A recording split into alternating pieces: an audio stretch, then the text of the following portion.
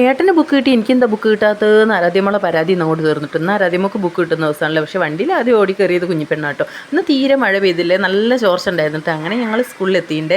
പിന്നെ അവിടെ എത്തിയിട്ട് ഇതാ നേരെ ആരാധ്യമോള് കാർഡ് ID കാർഡൊക്കെ വേണമായിരുന്നു കേട്ടോ. അങ്ങനെ ID കാർഡ് കൊണ്ട് ആരാധ്യമോൾ ഇങ്ങനെ ബുക്കിൽ കാത്ത് നിൽക്കുക കേട്ടോ.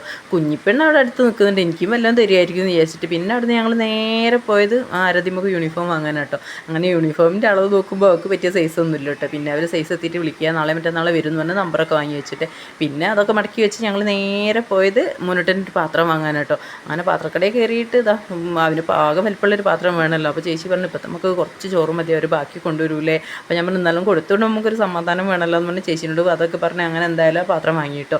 അങ്ങനെ പിന്നെ ആരാധ്യം നമ്മൾ കുഞ്ഞി പാത്രം വാങ്ങിയില്ലെങ്കിൽ ആ കട മൊത്തം വീഡിയോ എടുത്തുകൊണ്ട് കേട്ടോ, എല്ലാ പാത്രങ്ങളും. പിന്നെ ചേച്ചിക്ക് പൈസ കൊടുത്ത് ഞങ്ങൾ നേരെ പോകുന്നുണ്ട്. പിന്നെ അടുത്ത് കുറച്ച് പച്ചക്കറിയൊക്കെ വാങ്ങി നേരെ വീട്ടിലേക്ക് പോകുന്നത്. വീട്ടിലെത്തിയിട്ട് ഇതാ മുന്നോട്ടിന് പാത്രം കൊടുത്തിട്ട് അടച്ച് തുറന്നൊക്കെ നോക്കുക. അതിന് സ്കൂൾ തുറന്നിട്ട് ഞാൻ ഡെസ്കിന് കുത്തണമെന്ന്.